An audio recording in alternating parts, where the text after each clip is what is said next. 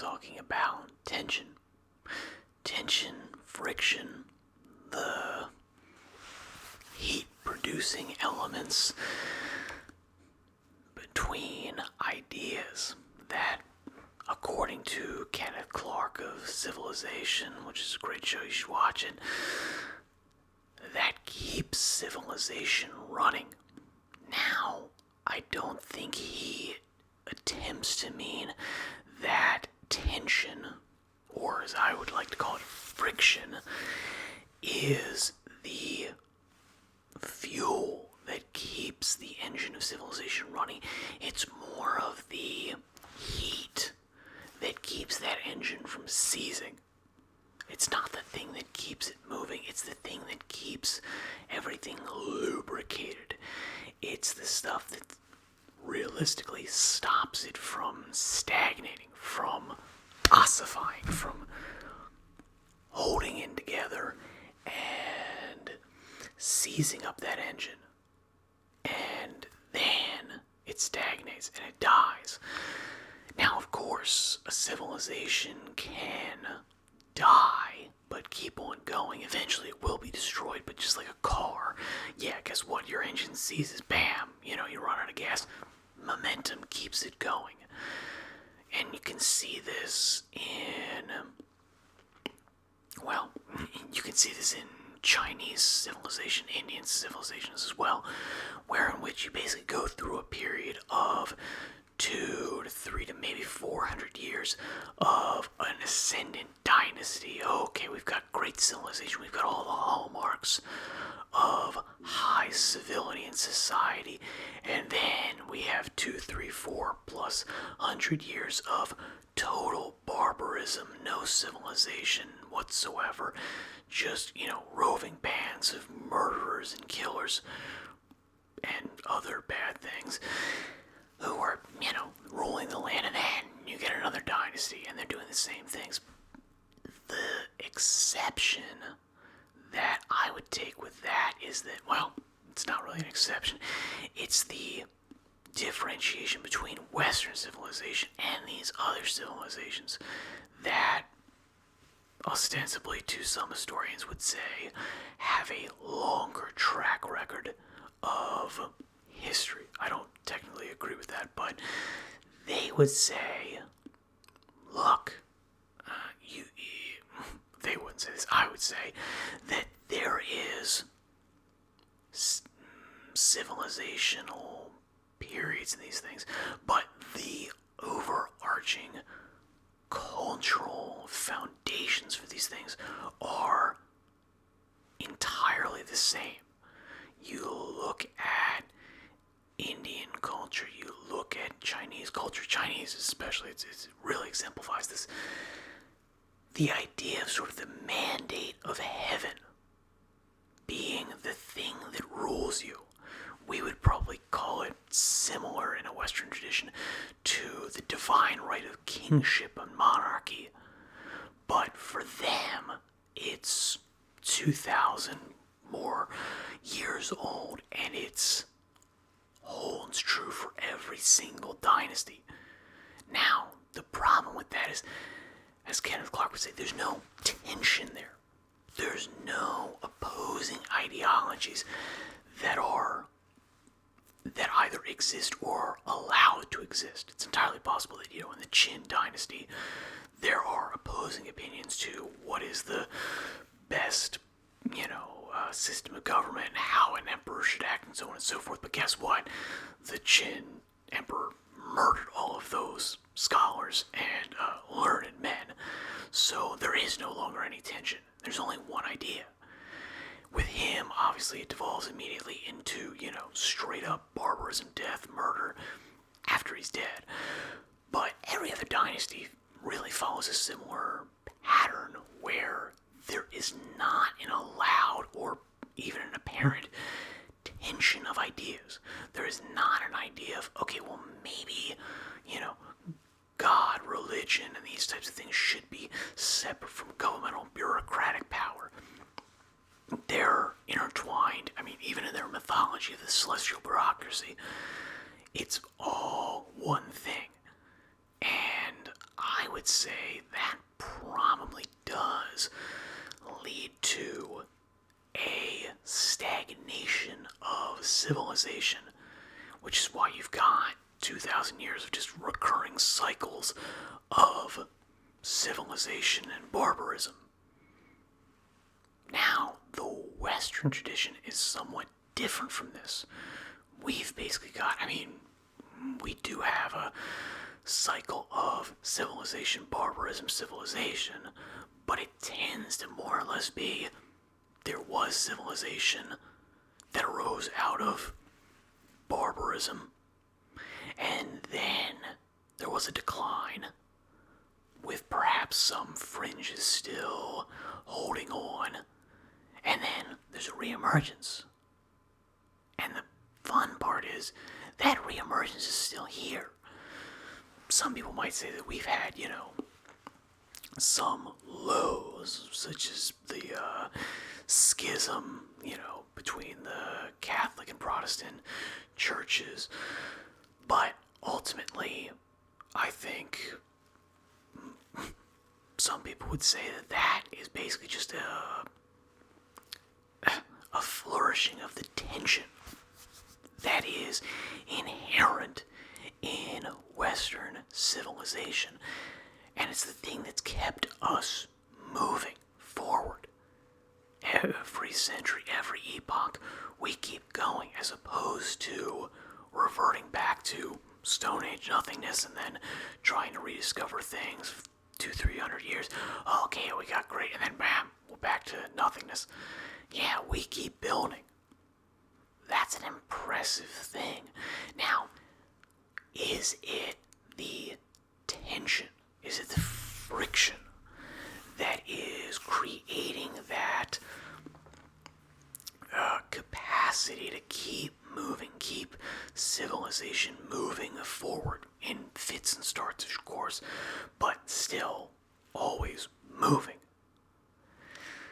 I kind of tend to agree with that. Now, I don't necessarily think that it is a civilizational, national, international,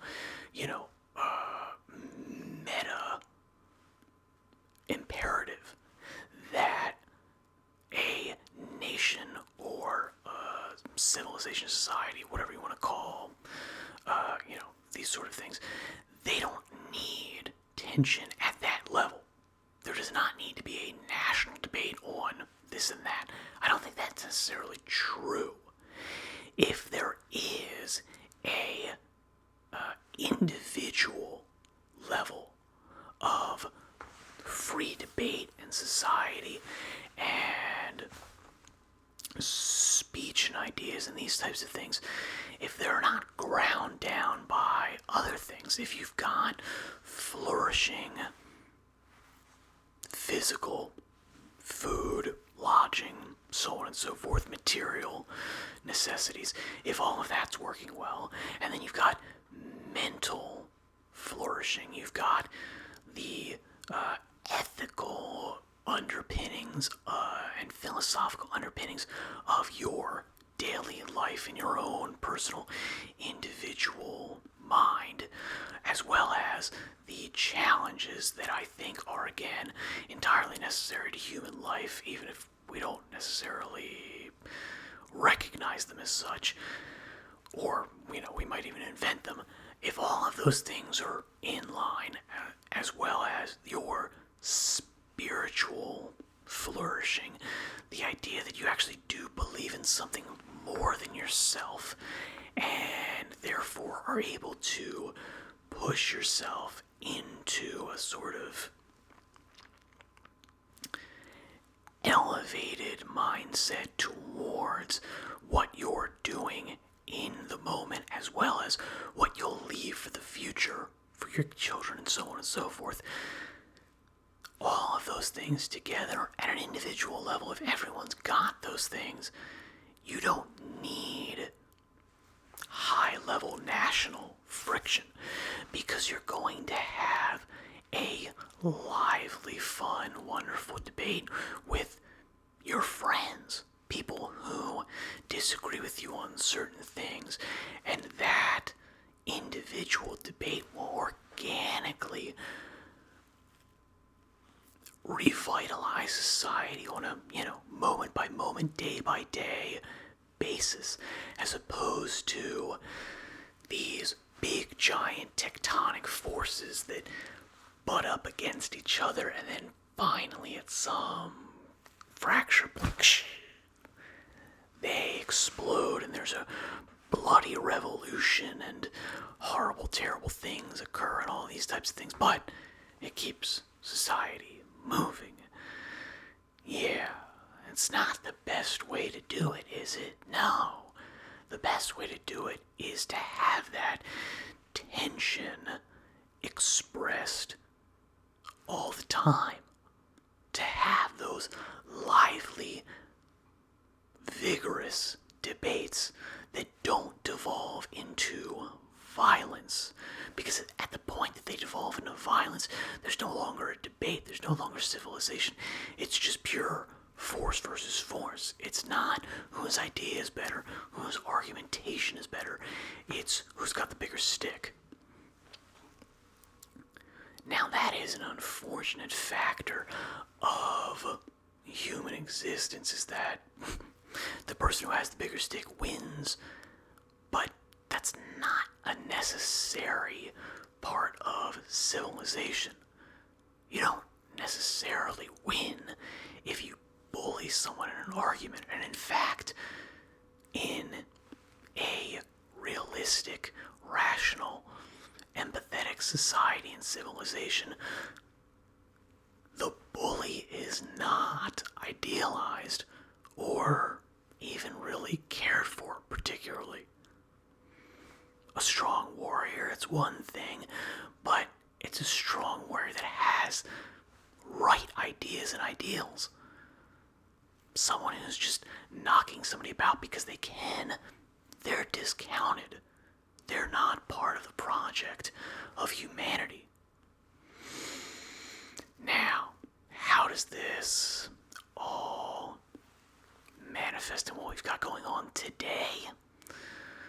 Well, I tend to think that today we are, unfortunately, not necessarily, but unfortunately, spiritually bereft. We don't necessarily have that thing that allows us to relax about our place in the universe. We've got debate, but do we have full freedom of speech?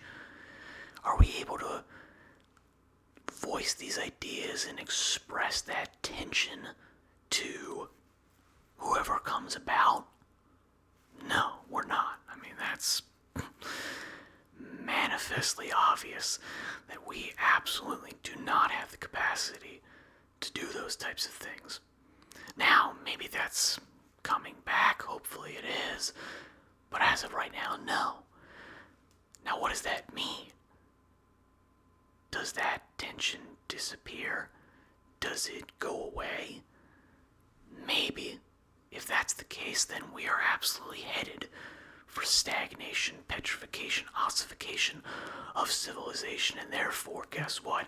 We will be embracing a new dark age for who knows how long. And what comes after that may be something significantly worse. Or the tension is there, and it's going to release in a volcanic eruption of violence and bloodshed. That's also not great because while it may again signal the continuation of our Western tradition of ideologies and ideals, which I would say is overall a good thing, it's ultimately going to hurt an enormous amount of people in the here and now.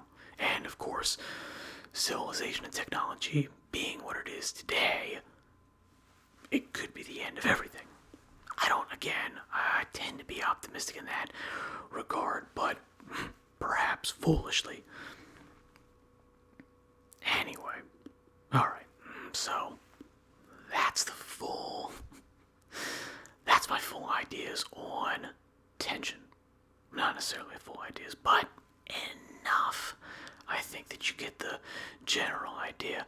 If you've got other ideas that you think I should explore in that vein, tell me about it. Like, comment, and subscribe. Check me out on Twitch, anywhere else, whatever else. Do what you feel. Anyway, thanks for tuning in. You made the correct decision. I applaud you for your good sense, and I shall say farewell.